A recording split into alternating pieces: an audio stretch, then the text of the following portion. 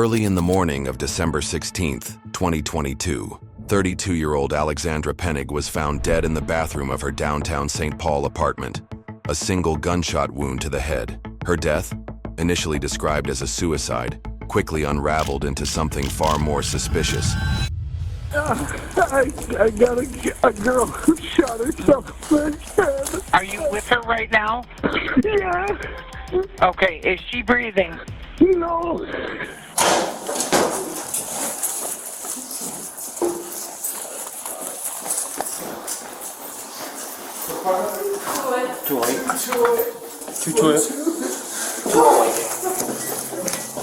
Okay. Oh my God. You just latched the door? Yeah, we latched the door.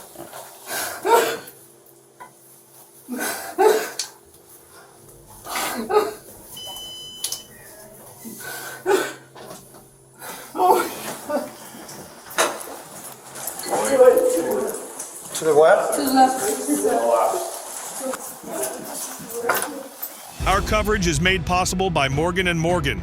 If you've been seriously hurt, your injury could be worth millions, and you might never know unless you fight for real justice. Many insurance companies offer less, a lot less than you deserve, but Morgan & Morgan doesn't settle for lowball payouts. They fight to get what victims truly deserve. Just in the last few months, a $12 million verdict in Florida was 34 times more than the top insurance offer, and another $26 million case in Philadelphia paid out more than 40 times higher. The team at Morgan & Morgan is ready to help, with over 1,000 attorneys operating in all 50 states. You can check if you have a case right now, even from your phone, in just minutes. And their fee, it's absolutely free unless you win. If you ever got seriously injured, your case could be worth millions. You're just a few clicks away from potentially changing your life and getting the justice you deserve. You can go to forthepeople.com/MidwestCrime, found in the description, or by scanning the QR code on screen from your phone's camera.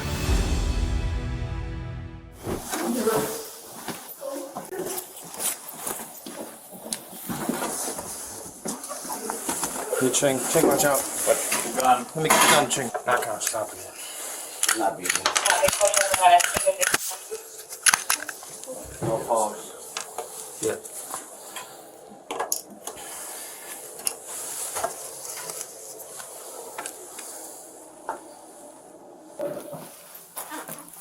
Yeah, I think that would be a bad idea. Do you see the shell casing? I would, See if you can see the shell casing. No, you want to come over. yeah, Just go over that's her there, phone. okay? That's her phone. Okay. I'll just go hold with on us. to this Just one. go- Okay. Oh. Just come with us over there. We're just gonna sit here. I'm so sorry. Yeah, you can just sit. It's fine. You can sit here. That's okay.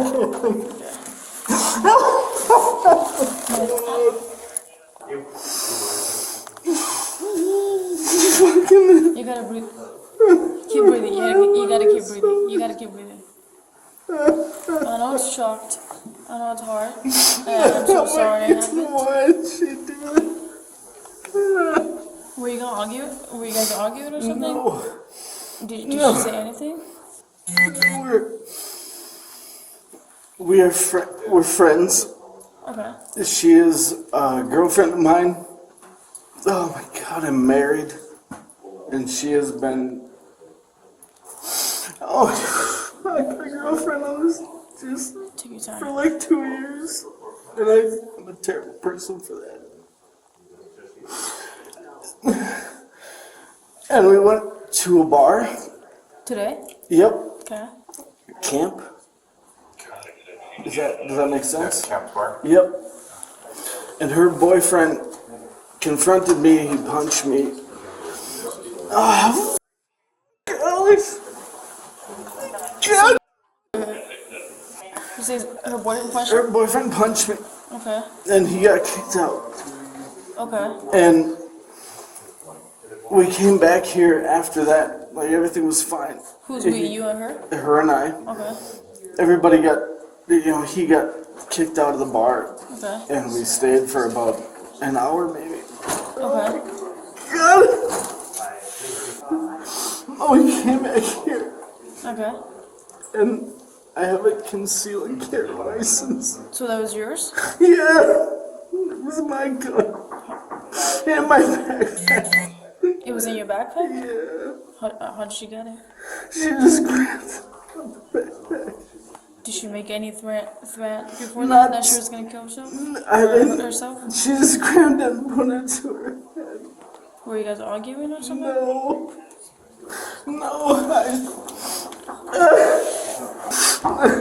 When her and her boyfriend argued, I stepped in between them, and that's when he punched me, and we were fine for like an hour. I don't know what happened. Oh, God. Do you know where her boyfriend's are right now? I don't know. I don't know. I think Did he come here too or no? No, he Was didn't it come here. was it you or He her? didn't come here. It was just me and her. Okay. He got kicked out of the bar. And we stayed for like 45 minutes to an hour. And then we left and we walked and we came here and she just grabbed me and then she went into the bathroom and locked the door. What was your backpack? Just on the couch. Just calm down. I know it's hard. I know it's shocked. That's what I'm saying. Like, take your time and speak. But you gotta keep breathing, okay? Then we got dry blood on here too. On the doorknob here. Up here. That's dry blood. So, from what I'm piecing together, he said that it was holstered in his backpack. I'm assuming this is the backpack. The thing I'm kind of curious on is how she may have known it was in there. So I'm sorry I'm kind of interjecting here, and I know you've been talking to this officer, but so she locked herself in the bathroom. And she did. How did you get into the bathroom? I broke it. I just like slammed into the door after I heard the shot. Okay. I don't. And then how long? It said that you waited a little bit to call police. No, I looked at her, I ran back out, and I couldn't find my phone. And I tried to find her. What kind of phone is yours? It's an Apple phone. Apple, I think 12, 11, whatever. Okay. Do you know where it is in there? It's maybe on the, Is it the one with the black case? it's a black case that says Night Eyes on the back. Okay. And where was it? Maybe on the, what do you call it, the kitchen thing, the island. Yeah, Okay. And then, did you touch her at all or move her? I did, yeah, absolutely. Where was she? She was laying where she was. Okay. So how did you move her? Like, what did you do? I know it's. I tried to hold the thing, I just, the hole in her head, and she was trying to breathe. She was trying to breathe, and you were trying to stop the breathing or the blood. So how did you try to give first aid?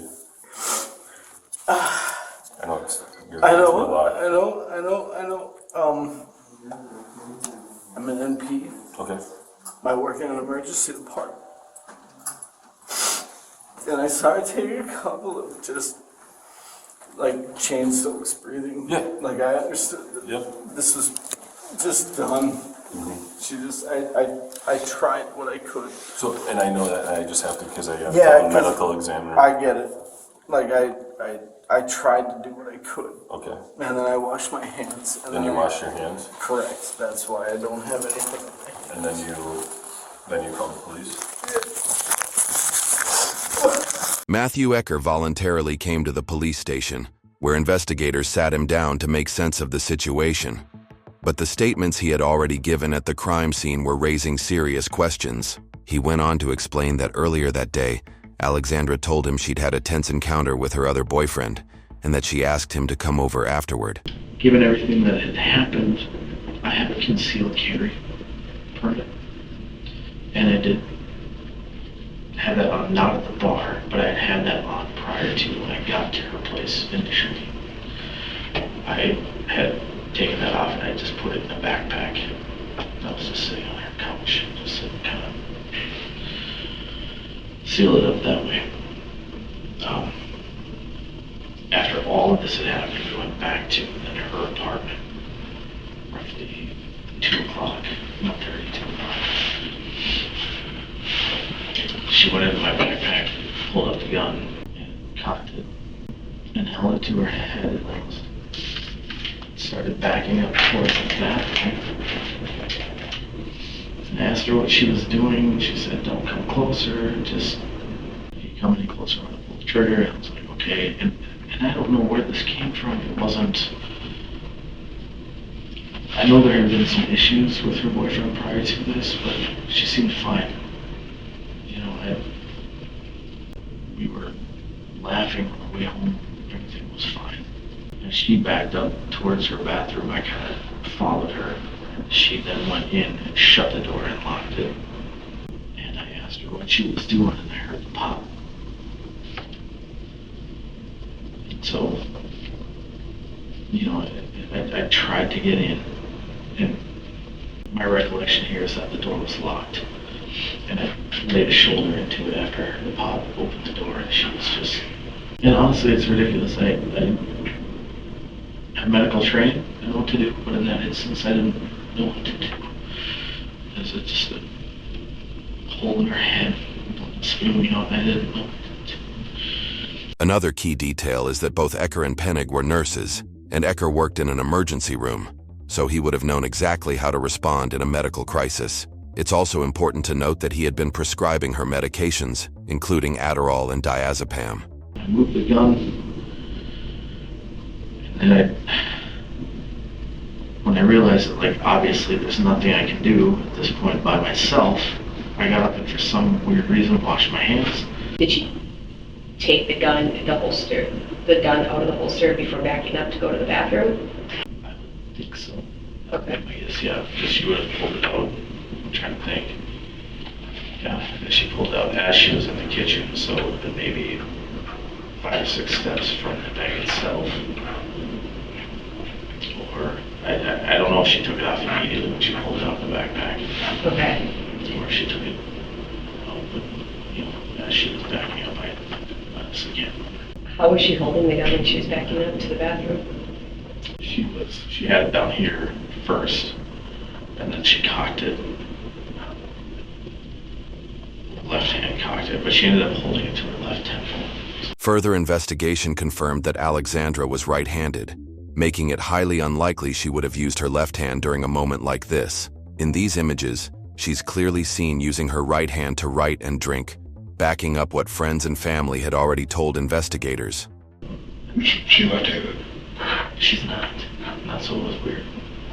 So then she just went back up and went into the bathroom and then... She went like this and she started backing up and I said, "Well, what are you doing?" She's like, "Don't come closer or I'm gonna pull the trigger." Alex, this doesn't make sense. What are you doing?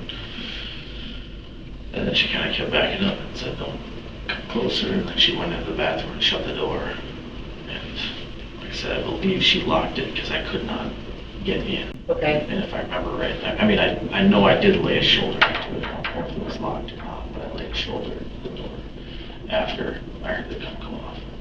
How long, so she get in the bathroom, shut the door, how long until the gun went off? 2 seconds. Okay. Maybe it was fast. So explain to me when you got the door open, explain the scene to me, like how was she laying? She was on her back. The gun was here-ish. And I grabbed the gun, I put it on her chest, and I was trying to, I don't know, like I said, I had medical training, and like just for some weird reason, I just was like trying to hold the blood in her head. That made no sense to me. I didn't know what else to do. And it took about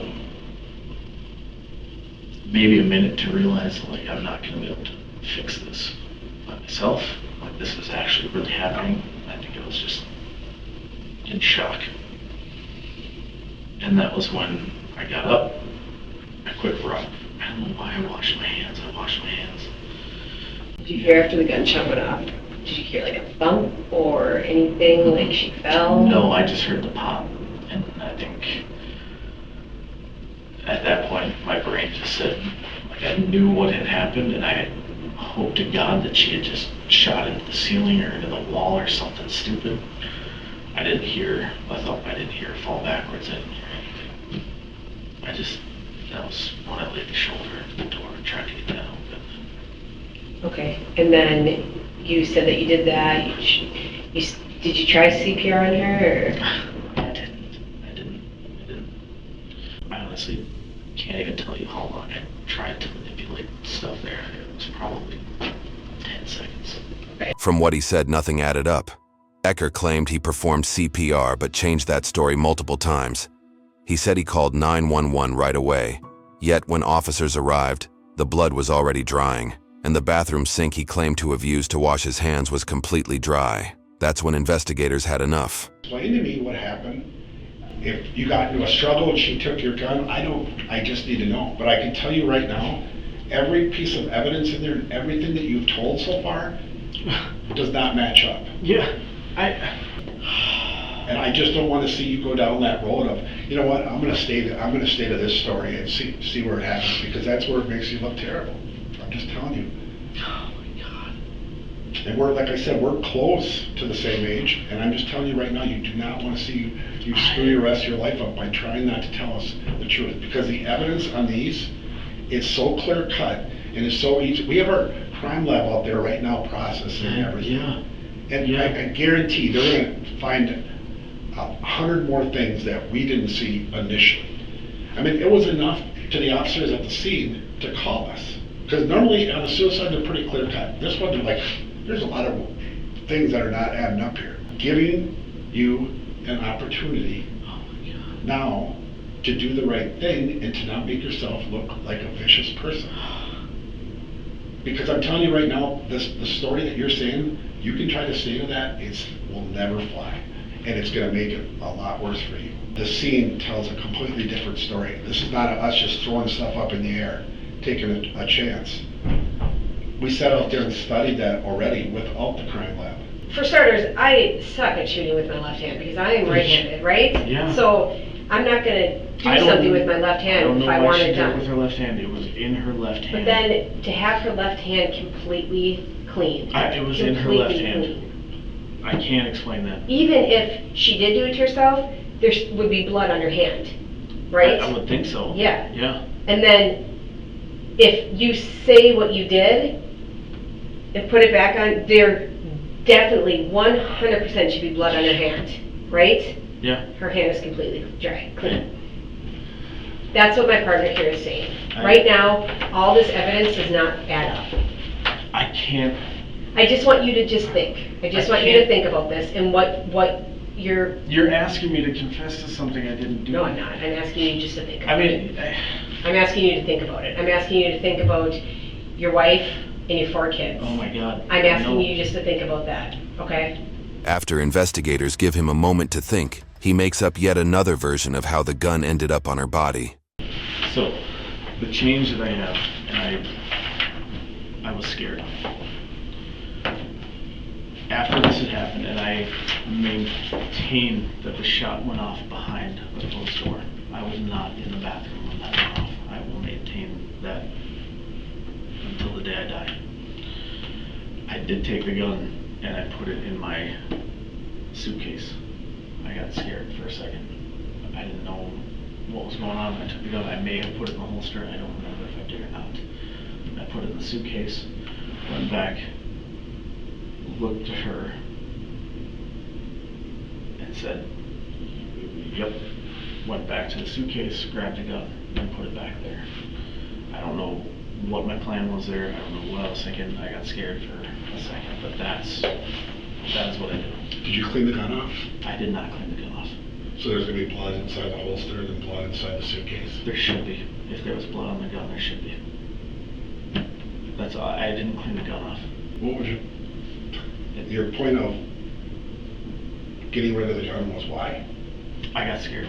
His new version of the story quickly crumbles when one major inconsistency still doesn't add up.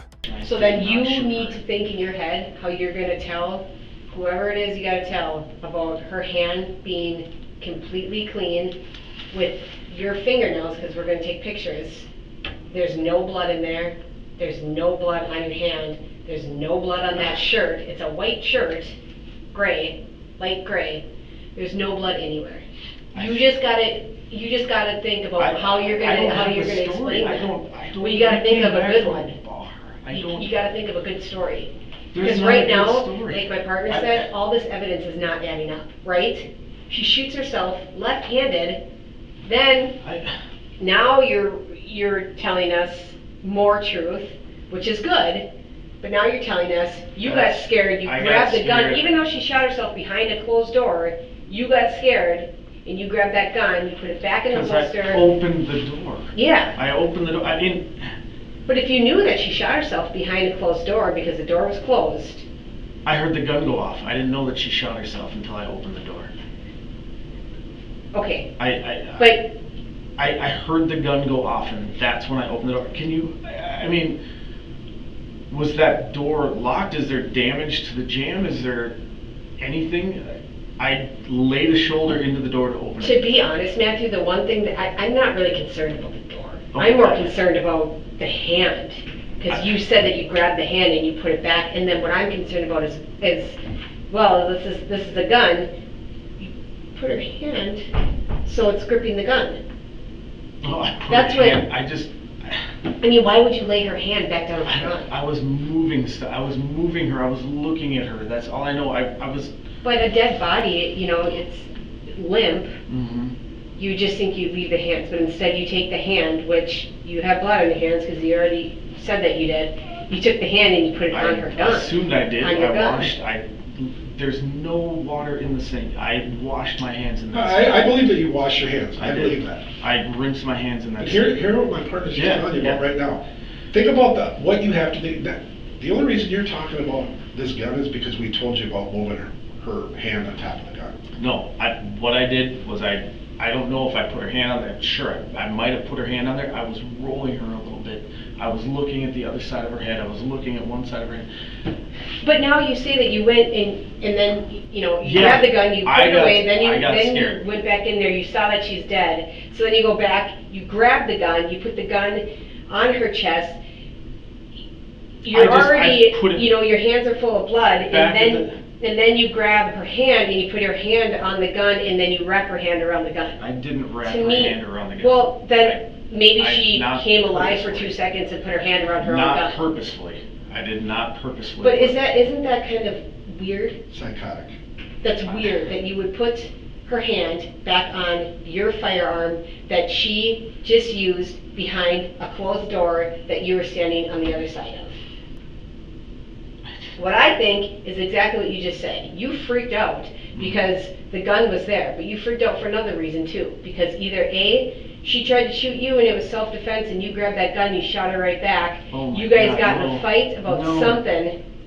No, that gun went off behind a closed door. Like we said, you gotta really think of a good story here because right now, the evidence is not adding up to what you're telling us. Especially if you're moving her body and you're trying to stop the bleeding, you decide to take the gun and put it on her chest. Because I went down with the gun and I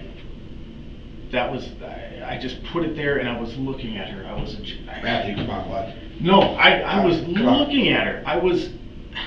No one takes I was upset. I was sad. I'm laying right here. I take a gun from right here. Yep. And move it right here. So I can perform and look and do things with the gun right here on her chest, right? Then you're gonna take the gun because you're scared and go put it in your backpack.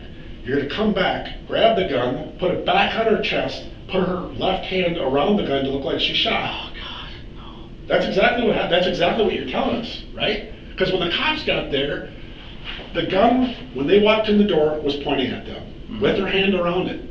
So they had to remove the gun because not knowing what's going on and make it safe. Another detail that pointed to foul play was the bathroom layout itself. The position of the door made it physically impossible for one of Alex's legs to be inside the bathroom and the other outside, as Ecker claimed. Moments later, detectives discovered a broken lock ring beneath her body, proof the door had been forced open before the shot was fired.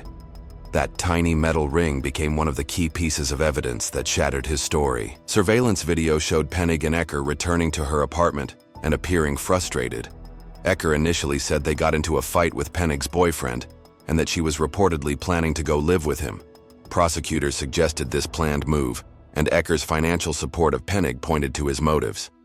Ecker was charged with second-degree murder, punishable by up to 40 years in prison. A Ramsey County jury found him guilty in February 2025, and he was sentenced to 30 years in prison for Penig's murder. He appealed his conviction, though it was denied in April 2025. Under Minnesota sentencing statutes, Ecker might get out of prison as early as February 2044, able to serve the rest of his sentence on supervised release. For exclusive clips and behind-the-scenes content, join us on patreon.com/MidwestCrime.